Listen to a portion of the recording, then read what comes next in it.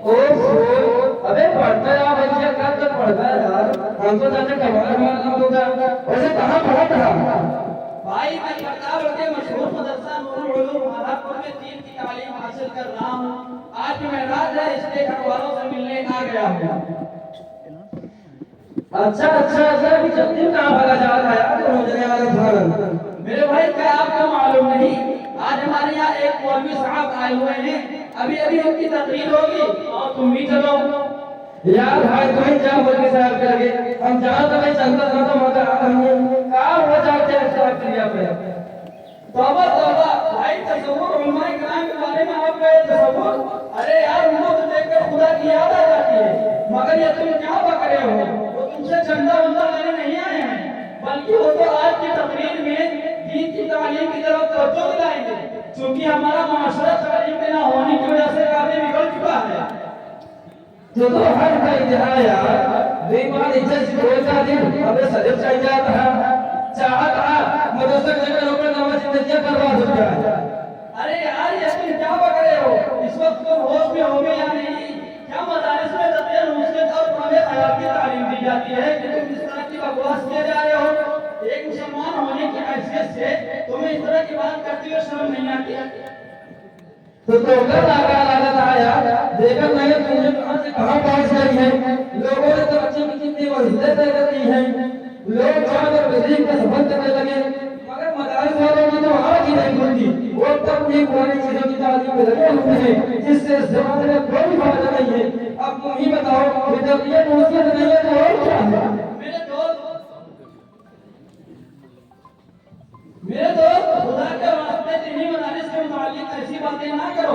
लगता है तुमको ना तो दीनी तालीम से कोई वास्ता है और ना ही तुम्हारे दिलो दिमाग में दीनी मदारिस की कोई अहमियत बैठी हुई है, वरना तुम इस किस्म की ज़बान दराजी करने की हरगिज़ जुर्अत ना करते। मेरे ख्याल में तुम्हारे लिए तो और भी ज्यादा जरूरी है कि तुम मौलवी साहब की तकरीर सुनने चलो।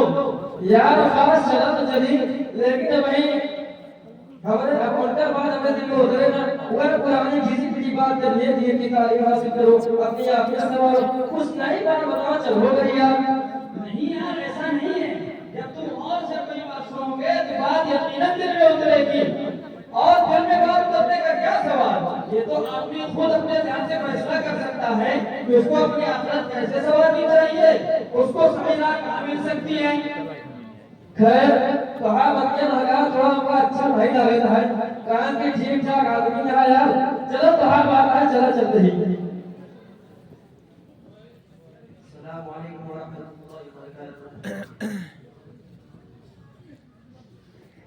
नहमदुहु व नुसल्ली अला रसूलिल करीम, अम्मा बाद। बुजुर्गों और दोस्तों, आज मुझे आप लोगों के सामने खड़े होकर बोलने में बड़ी खुशी महसूस हो रही है। आप लोग दिल में सोच रहे होंगे कि मुल्की लोगों का तो सिर्फ एक ही काम चंदा करना है, मैं इसी वक्त से तकरीर कर रहा हूँ, मगर नहीं, मैं आपसे रुपया पैसा या अल्लाह नहीं मांगता। मैं इस वक्त आपसे नहीं कहूँगा कि आप हमारे मदरसे की खुलकर इमदाद कीजिए। अल्लाह का शुक्र है कि आप बराबर हमारे मदरसे का ख्याल रखते हैं और अपने उसात के मुताबिक उसकी मदद करते हैं, बल्कि आज मैं आपके पास सिर्फ एक गरज से आया हूँ, वो ये है कि अब तक तो आपने हमको अल्लाह का चंदा दिया है और उसके जरिए अपनी आखिरत को बेहतर बना रहे हैं। अब आप अपने औलाद का चंदा दीजिए ताकि मैं उनकी इस्लाह करके आपके सामने पेश करूं।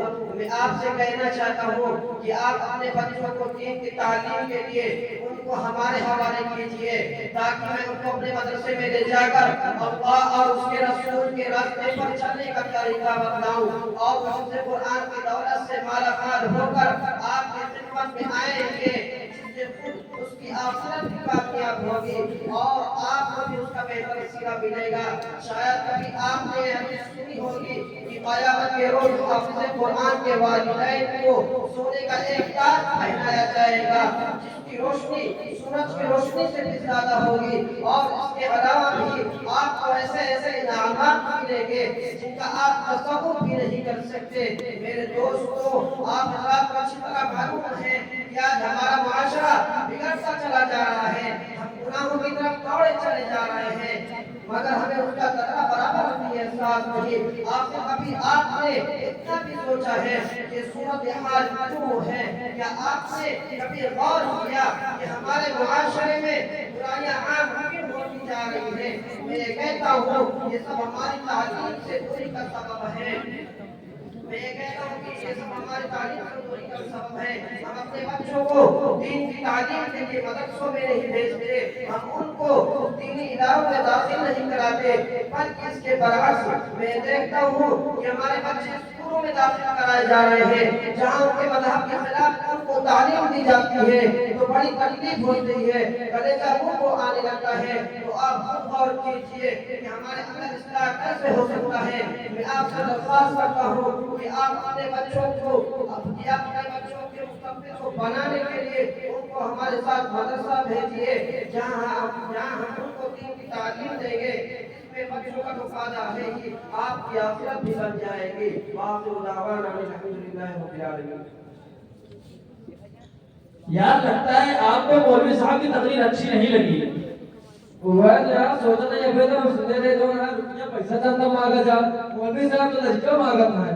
خیر بن کے نہیں بنا جا مولوی صاحب تو بہت اچھی بات بتا یار، لیکن یہ مدرسوں کا فائدہ سمجھ نہیں آئے۔ میرے دوست تم بھی کیسے عجیب آدمی ہو کہ اب تک تم کو ان مدارس کے فائدے ہی سمجھ میں نہیں آئے۔ ارے یار یہ مدارس بھی تو ہیں جن کی وجہ سے آج دنیا بھر میں مسلمانوں کا وقار باقی ہے۔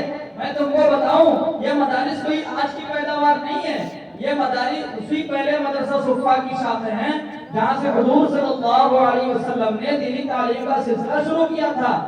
پھر آگے چل کر یہ سلسلہ اتنا بڑھا کہ آج پوری دنیا میں کروڑوں مدارس دین کی خدمت میں لگے ہوئے ہیں۔ یہ مدارس وہ جگہ ہیں جہاں انسانوں کے مستقبل کو سدھارا جاتا ہے، مسلمانوں کو آخرت کی تیاری کرائی جاتی ہے، ان کو دنیا میں رہنے کے طریقے بتائے جاتے ہیں، ان کو ہر قدم سوچ کر رکھنے کا سلیقہ سکھایا جاتا ہے۔ یہاں کے فارغین پوری دنیا میں پھیل کر دین کی ایسی خدمت کرتے ہیں کہ عقلیں حیرت میں پڑ جاتی ہیں۔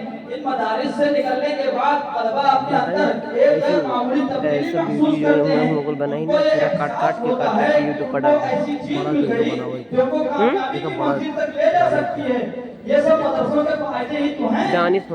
یار وہ بات مدنگر صاحب چادو کر دیا یار، ہم یہ پوچھنا چاہتے ہیں آخر مدرسے کے فارغین کو اچھی نوکری کیوں نہیں مل پاتی ہیں اور نہ یہاں سے نکلنے کے بعد ایسی کوششیں میں ہوتے ہیں کہ حصول معاش کی طرف قدم بڑھا سکے، بلکہ وہ قدم قدم پر مشقتوں کا سامنا کرنا پڑتا ہے۔ وہ یہاں سے نکلنے کے بعد یہ محسوس کرتے ہیں گویا کہ کسی اور دنیا میں آ گئے ہو۔ اب تمہیں بتاؤ کہاں پایا تھا یار؟